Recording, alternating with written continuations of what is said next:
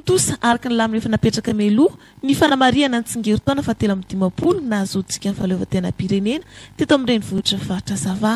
Teny amin'ny stady municipal Ambodisatra no nanatanterahana izany. Fisafoana ny andian-tafika nataon'ny lehibe ny faritra Andriamatoa Abdila no nisantarana fotoana ny maraina.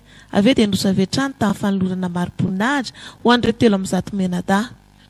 Notohizana tamin'ny matso lehibe nandraisan'ny tafi-bahoaka anjara notarihan'ny kapitaina Rambatson Lucas narahany skoto ny mpianatra sy ny mpampianatra ary ny ONG sy fikambanana maro samihafa ny lanonana. Tonga nanome voninahitra izao vetin'ny asaramanitra teto Sambava izao ny minisitry ny fanabeazam-pirenena Andriamatoa Manoro-Izy sy ireo delegaziona niaraka taminy ary olo manan-kaja sivily sy miaramila teto an-toerana notarihan'ny lehibe ny faritra Sava.